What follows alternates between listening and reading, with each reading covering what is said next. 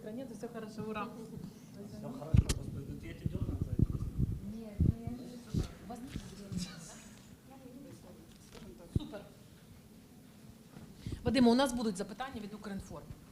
Ви можете свої поставити, якщо у вас є, модератор дуже часто користується цим правом. Або може хтось щось прийшле. Ну, я просто Чи вони знаю, що присилають? запитання взагалі є в будь-який момент, просто у нас є запитання від журналістів. Да. Як модератор, відповідно, да, у вас там є право. Дивитися просто по ходу розмови, коли є там десь автор,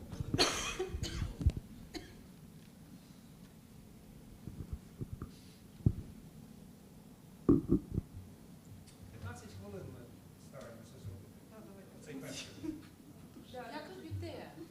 Ну, плюс-мінус орієнтовно до 15 хвилин. Если он уже не будет ничего нам говорить, то Можна і перший.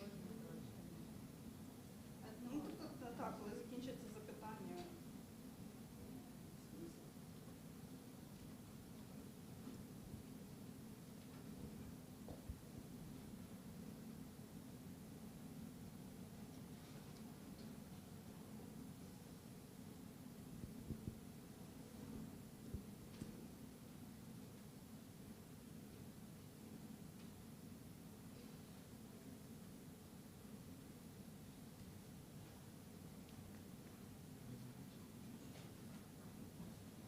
Спасибо.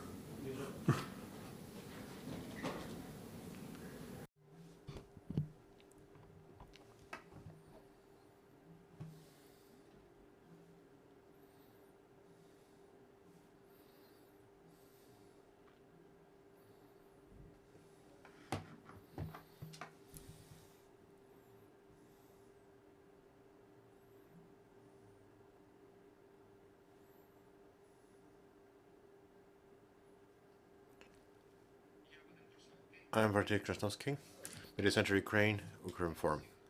I greet you all, welcome all journalists that join us to spread truth about the most important events in Ukraine. The agenda of the briefings for today. At 2:30, we expect Hanna Mahler, Deputy MOD of Ukraine. Also will be Alexei Gromov, Deputy Head of the Operative Administration of General Staff of Armed Forces of Ukraine. Alexei Natochi, Head of Operative Administration of National Guard of Ukraine. We're speaking about operative situation on the front line of Ukrainian-Russian war. And today, Pavlo Kyrylenko is online with us, the head of Donetsk military administration. Paul, your floor is yours. Speaking of the situation in Donetsk region, how last day was. Good day. It was intense. There was intense shelling across a whole contact line in Donetsk direction. Krasnogorivka, Avdiivka, Donetsk, and close to Gorlivka. And there was also shooting at Bakhmut, Slavyansk. 2 missile strikes on Kramatorsk, on the city. So all the contact line is under fire. And the enemy periodically strikes at us. The positions of armed forces of Ukraine did not change. The attempts of offensive of the enemy. There were attempts of offensive from the enemy on Donetsk direction. They were unsuccessful. They suffered losses and pulled back. Could you update us on the information about the casualties from Chasiv Yar, from strikes from Chasiv Yar? Today in the morning, I reported about that to the Office of President. The cleaning of debris is finished.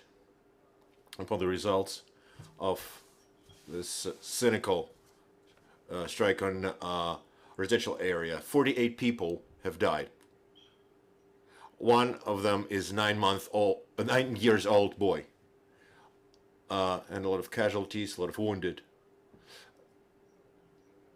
We stopped cleaning the debris, and I thank the professionalism and courage of our search and rescuers, the rescue service of Ukraine in Donetsk region, that from the Saturday night when the shooting started, they maximally engaged to clean the debris and involved over 350 personnel and cleaned practically 500 metric tons of ruined buildings, the bricks, fragments of roof, and all the construction materials. Naturally, that's a horrible disaster. 48 killed civilians. And you said about shooting at the night or over last 24 hours. What is the situation about casualties there? Over the last day, I can state that regretfully, 24/7 we have, and daily we have, Donetsk region has losses among civilians, wounded, and regretfully killed also. Over the last day, 3 persons died and 4 were wounded. At the situation at 10 o'clock in the morning today. Clear. We have a question from the journalists in the room, please. Victor International, Ukrinform, I have a few questions. First, we know that in this region there is no gas supply now. How would this problem be tackled in the autumn and winter? How would you pass that season in those conditions? Just yesterday, I have conducted the final session on preparing to the heating season without gas. How we will do that? First of all, there was a borderline amount that we have in Donetsk region for residents. First is safety of residents, and then regularly speaking of the heating season, not least important, is the minimal amount of people necessary to operate in the heating season, to save our people from cold. So those residents who stayed could pass the season. First evacuation, that minimal amount, 335,000 in Donetsk region. This amount calculating the tools that we will procure. The tools that we'll procure, the equipment, will be convectors and furnaces that will be partially used for cooking and partially for heating of residential areas in the winter season. First, of course, there will be compact living. So if it's a big apartment, we would ask to live in one room. And most important is preparing the objects of critical infrastructure. Installing mobile heating stations on different kinds of fuel. I have sent the coordinate letter for the budget that's necessary to this end, and part of those funds will finance the way that part of that funds will be provided by military administrations and local councils. All the museums and the universities could move to the safe regions. The museum, excluding Mariupol, all the assets were moved to other regions. The higher education institutions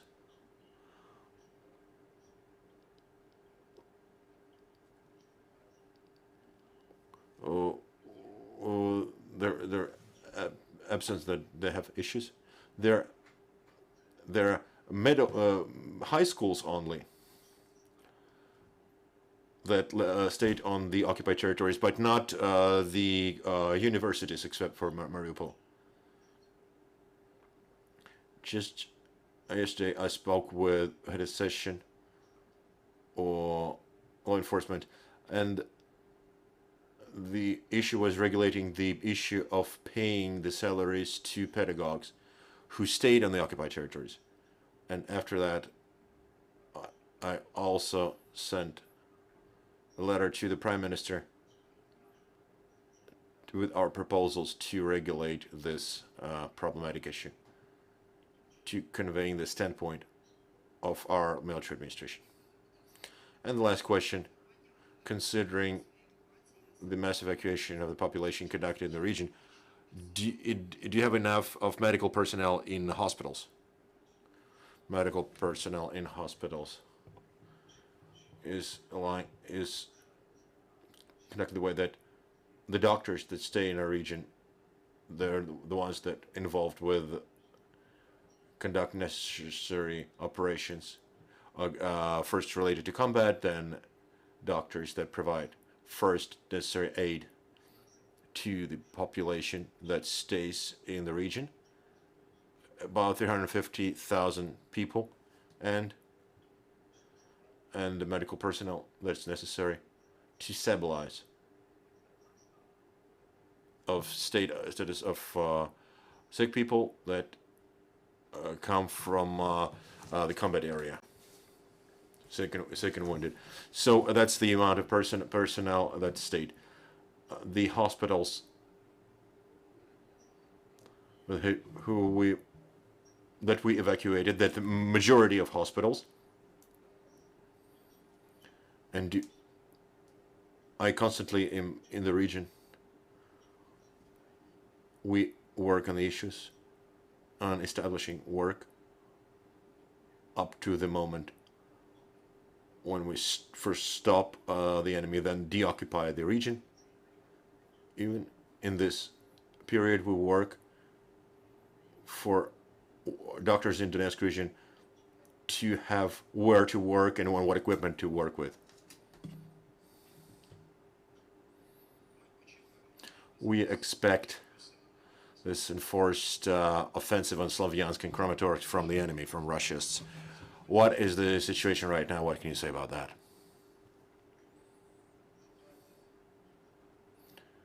I know the situation, and I stick to the standpoint that each one in their direction has to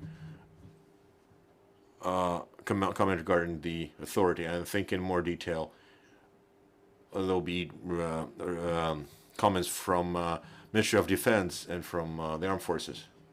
What I can say personally, that concentration of efforts, we understand, we're aware of it, and we see the force of enemy on the Slavyansk direction. What is the amount of battalion tactical groups, Slavyansk Kramatorsk direction, and Druzhkovka, and coordinated efforts. We align them with the strategic commanders, and we focus on stopping the enemy first, right now. And Slavyansk and Kramatorsk are the most dangerous directions now, and Bakhmutsk direction, yes. And we are aware of that. What is the humanitarian situation right now in the territory of the Donetsk region that is under control of Ukraine? Is there delivery of rhythmic delivery of everything needed for residents that remained? Regarding the routes and giving the food sets and foodstuffs in the stores, in small stores and big stores, they're there. And sales of meds is conducted. The majority of banks moved out of the region. There is a list of cities where the ATM machines are working. That are cities under control of Ukraine, Kramatorsk, Selidove, Dobropilya, where the ATM machines are working, where people can withdraw money and use cash. Of course, we cannot provide a full range of services, and the majority of population left, but to provide work of critical infrastructure, ensure operation of food stores that could provide food for the people who stayed, it's ensured. The same works for the routes of transferring foodstuffs and first aid items. We heard you, Pavlo. Thank you for finding the opportunity to be with us today. Thank you. Thank you. It was Pavlo Kyrylenko, head of Donetsk Military Regional Administration. I'm Vadim Krishnalki, and this is Media Center Ukraine, Ukrinform. The next briefing will be at 2:30.